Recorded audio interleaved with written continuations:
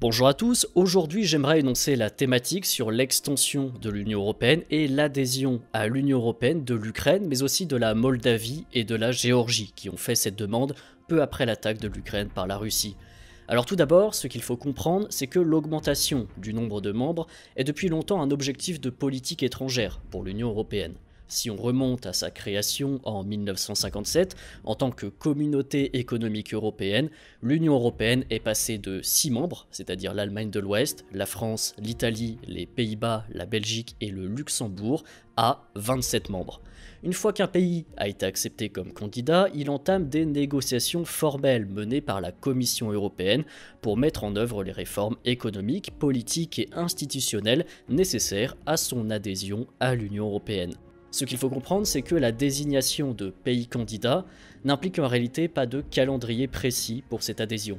Les négociations n'ont pas de délai particulier et cela peut prendre plusieurs années, pour ne pas dire plusieurs décennies, voire être sans fin, comme par exemple dans le cas de la Turquie qui avance et recule sur son adhésion suivant les années. Premier point à comprendre donc, le statut de candidat ne garantit pas une adhésion immédiate à l'Union européenne, mais il peut en assurer le financement. Car oui, pendant tout le processus, l'Union européenne fournit aux pays candidats une assistance technique et financière pour les aider à mettre en œuvre des réformes institutionnelles et économiques, afin ensuite de les intégrer en tant que membres. Et j'interromps juste cette vidéo quelques secondes pour parler de Terre de France. Vous connaissez tous, Terre de France, qu'est-ce que c'est? Ils conçoivent des produits par des artisans en France, ils les revendent et les mettent en ligne sur leur site, vous les achetez et ensuite les bénéfices sont reversés à différentes associations pour aider les agriculteurs, les familles de militaires ou encore les écoles rurales. Sachez que sur l'année 2021, ils ont reversé 64 000 € à différents types d'associations, l'ensemble des justificatifs est visible sur leur site internet. Alors un grand merci à eux de sponsoriser cette vidéo, de soutenir notre chaîne et un grand merci à eux aussi pour avoir développé cette association qui sert une cause juste et un grand merci à vous tous qui participez activement. Bon visionnage à tous. Pour étudier les relations internationales aujourd'hui, l'histoire c'est toujours très important et on peut voir dans l'élargissement de l'Union européenne tout d'abord une motivation géopolitique. La première phase de croissance a eu lieu au milieu des années 70, lorsque la communauté économique européenne s'est étendue vers le nord en y incorporant l'Irlande, le Danemark et surtout le Royaume-Uni, qui a longtemps été considéré comme le lien entre l'Europe continentale et les États-Unis. L'inclusion du Royaume-Uni, vous le savez, a longtemps fait débat. À l'époque, c'était l'Europe des six. Et en 1963, sous De Gaulle, la France posait son veto à l'adhésion du Royaume-Uni. Et il y a plusieurs raisons à cela. Protéger la PAC, essentielle pour la France qui était encore très agricole à l'époque, ne pas transformer la CEE en zone de libre-échange abusive et à l'avantage du Royaume-Uni, et surtout ne pas faire rentrer le cheval de Troie des États-Unis, comme on l'appelait à l'époque, et comme on l'appelle toujours aujourd'hui. Et finalement, c'est après la mort de De Gaulle que le Royaume-Uni va rentrer dans l'Union européenne, et son rapport à l'institution, vous le savez, va faire débat jusqu'au fameux Brexit. La deuxième étape, elle s'est produite au milieu des années 80. Cette fois, le bloc s'est élargi vers le sud avec l'Espagne, le Portugal et la Grèce. Pour ces pays, l'adhésion à la communauté économique européenne était d'avant tout un moyen de sécuriser leur système démocratique et de s'aligner sur l'Europe occidentale, mais aussi de l'OTAN.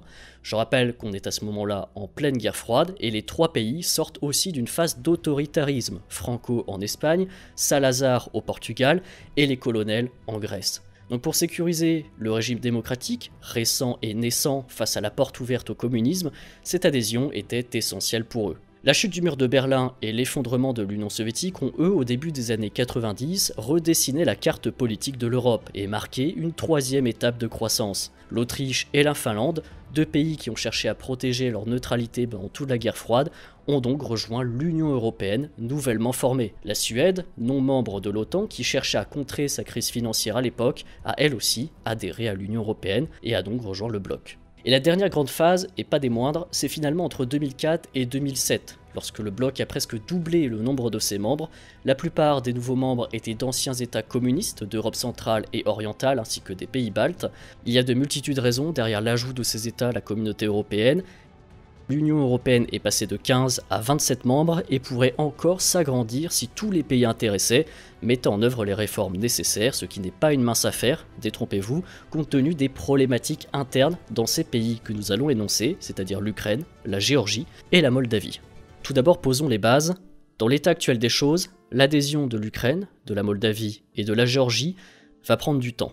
Il semble logique que le bloc européen cherchera aussi d'autres moyens d'accroître la coopération économique et politique avec eux, dans le cadre de sa compétition géopolitique avec la Russie, mais aussi tout simplement car ce sont de potentiels débouchés, minimes certes, dans le cas de la Géorgie et de la Moldavie, mais plus grandes par exemple dans le cas de l'Ukraine.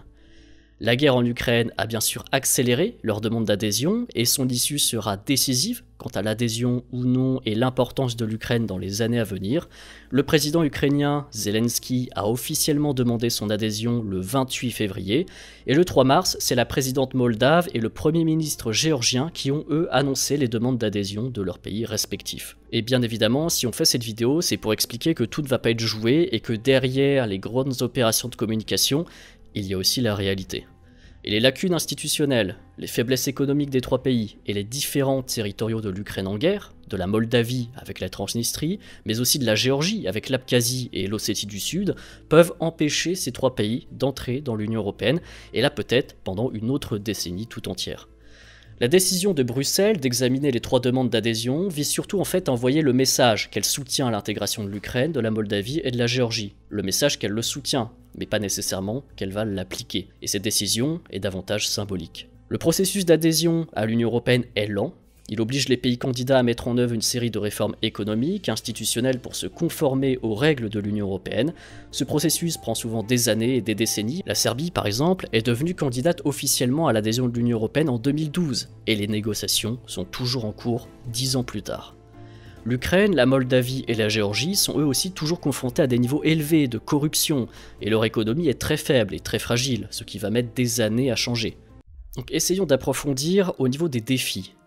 L'Ukraine, la Moldavie et la Géorgie ont des territoires sécessionnistes pro-russes tout d'abord, à l'intérieur de leurs frontières qui ne reconnaissent pas le gouvernement central, ce qui bloque déjà dans un premier temps une adhésion à l'Union européenne. Souvenez-vous par exemple de Chypre, un pays qui a rejoint l'Union européenne en 2004 alors qu'un tiers de son territoire est sous contrôle d'une république que seule la Turquie reconnaît.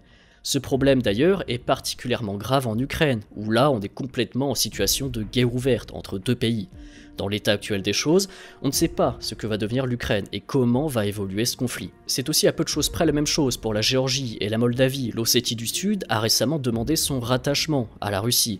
Quant à la Transnistrie pour le moment, elle est en revanche bien calme, mais tout cela dépendra aussi de l'évolution de la guerre en Ukraine. Enfin, il y a la question de la fatigue de l'élargissement dans l'Union européenne. Après l'élargissement massif du bloc entre 2004 et 2007, lorsque 12 pays l'ont rejoint d'un coup, de nombreux gouvernements, surtout en Europe occidentale, c'est-à-dire notamment la France et l'Allemagne, ont estimé que l'Union européenne était devenue trop complexe à gouverner et que par conséquent, il faudrait plutôt approfondir l'intégration européenne entre les États membres actuels plutôt que d'accepter de nouveaux pays. Qui plus est, de nouveaux pays dans des situations géopolitiques complexes et très loin d'être des parangons économiques. A savoir aussi que l'acceptation de nouveaux États membres nécessite également l'accord unanime des membres existants du bloc. Par exemple, les gouvernements d'Europe centrale et orientale font logiquement pression pour certains pour accélérer le processus d'adhésion de l'Ukraine, de la Moldavie ou de la Géorgie. Et la résistance, elle, ou plutôt le réalisme, se fait du côté des gouvernements occidentaux qui savent qu'ils vont devoir payer aussi pour ces nouveaux États, et ce débat va encore retarder le projet d'autant plus. Sans même parler du risque de crise économique imminente, de l'inflation, du prix des énergies, etc., qui pèsent sur les pays entiers. Alors vient finalement la dernière question. Du point de vue de l'Union européenne, que faire avec ces pays? Eh bien tout simplement, même si l'adhésion formelle n'a pas lieu, la guerre en Ukraine va aussi inciter l'Union européenne à rechercher d'autres moyens de fournir aux trois pays un financement et un soutien politique supplémentaires. C'est un phénomène logique d'un point de vue de la stratégie du bloc européen. L'Ukraine, la Moldavie et la Géorgie sont déjà par exemple membres du programme de partenariat oriental du bloc qui promeut des réformes politiques et économiques en Europe de l'Est et dans le Caucase, même si les résultats restent très mitigés. Pour l'Union européenne, son grand atout, ce sont d'avant tout ses actions de soft power. Elle peut proposer des accords d'association, par exemple sur les réformes commerciales ou institutionnelles, sans aller jusqu'à leur proposer une adhésion complète et entière, et sans nécessairement engager le bloc dans la protection politique, économique et sécuritaire de ces pays. Néanmoins, il faut le comprendre, ce genre de programme implique tout de même du financement supplémentaire pour l'Ukraine, la Moldavie, la Géorgie, et l'argent ne tombe pas du ciel. Ce sont les pays européens et les citoyens européens qui vont payer. Dans le cas actuel, si le gouvernement pro-européen arrive à survivre et à se maintenir avec la guerre contre la Russie, Les institutions de l'Union européenne et les entreprises privées seront probablement fortement impliquées dans les efforts de reconstruction d'après-guerre. Et dans le cas de la Moldavie par exemple, l'Union européenne augmentera probablement également son aide financière pour aider Chisinau à faire face à l'afflux de migrants en provenance de l'Ukraine. Cependant, il faut aussi avoir en tête qu'un soft power beaucoup trop présent, une aide financière de l'Union européenne ou encore des accords d'association peuvent comporter toujours un risque d'alimenter les sentiments séparatistes et anti-occidentaux, par exemple en Ukraine, en Moldavie ou en Géorgie. Des liens plus étroits avec l'Union européenne, même s'ils ne débouchent pas sur une adhésion, pourraient accélérer le processus d'indépendance des territoires sécessionnistes, pro-russes, de ces pays, et déclencher par exemple de nouvelles agressions, de nouveaux conflits. Je l'ai dit tout à l'heure, l'Ossétie du Sud a récemment demandé à rejoindre par référendum la Fédération de Russie. Et même si pour le moment la Géorgie semble plutôt calme de son côté, ainsi que la Russie, qui est surtout concentrée en Ukraine, cela peut aussi exploser d'un moment à l'autre. Et d'un autre côté, du point de vue de l'Union européenne, si elle ne prend pas des décisions efficaces et rapides, il faut savoir que par exemple des pourparlers d'adhésion qui se prolongent pendant des années, des réformes économiques structurelles bancales ou douloureuses qui ne débouchent pas sur l'adhésion, pourraient aussi produire par exemple un désenchantement et un sentiment anti-Union européenne dans les pays candidats qui finalement se détacheraient de ce rêve européen. Vous le voyez donc, la question est complexe à répondre, on ne peut pas trancher évidemment, comme bien souvent, par un simple oui ou un simple non. Il y a énormément d'éléments à prendre en compte. J'espère en tout cas que cette vidéo vous aura apporté différentes clés de réflexion. N'hésitez pas, comme d'habitude, à approfondir tout ça en lisant des articles, en consultant différents ouvrages, et surtout en suivant l'actualité et en essayant de l'interpréter au mieux. Sur ce, un grand merci à tous, je vous dis à la semaine prochaine. Tous les liens pour nous soutenir et nous rejoindre sur nos différents réseaux sociaux sont en description. Encore une fois, je vous renvoie aux partenaires de cette vidéo, Terre de France, que vous connaissez je pense tous maintenant. N'hésitez pas à aller faire un tour du côté de leur site, il y a régulièrement des nouveautés qui sont mises à jour. Dans le même temps, vous aidez différentes associations, vous avez tous les justificatifs qui sont disponibles sur leur site web. Un grand merci à eux et surtout un grand merci à vous, et je vous dis à très bientôt.